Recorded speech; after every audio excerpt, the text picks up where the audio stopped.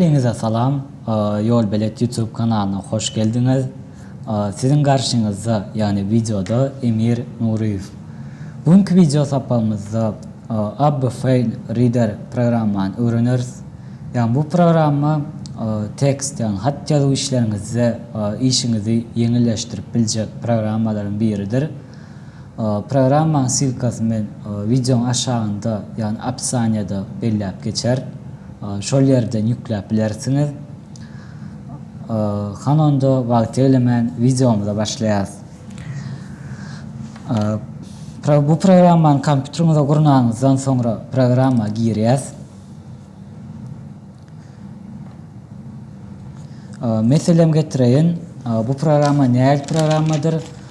Sizin bir meselem nuskodan göçürmeli hattınız ya da tekstiniz ya da iş planlarınız, dokumentlarınız ya da ruçkada yazılan kağıt üstünde ruçkada yazılan hatlarınız olsa bu programı şol nuskodaki yani tekst yazılan dokumenti skaner edip özü avtomat yağdayda özü tekst ve formatı öğürüp veriyor. Mesela programı ilk bilen programa girenimizde biz yani nastroykodan yani sağlamalar bölümünden redaktörün yazık bölümüne giriyoruz ve bu yerden Türkmen dilini sayıyoruz. Yani size şu Türkmen dili pitiçka koyulan değildir. Bu pitiçkanı belirleyip çıkıyoruz. Okey. Basacağız. Kabul edeceğiz. Şimdi mesela bir kitap alalım şu yerde Türkmenistan tarihi kitabı skaner edilen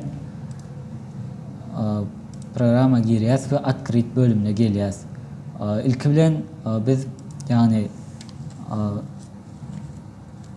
yani tekstimiz Türkmen dilinde olsa yani şu yerden Albansk Türkmenski şu yazıya diyen dile koyacağız ve открыt'e basacağız. Yankı Rabot stolda kitabı saylayacağız ve открыt'e basacağız.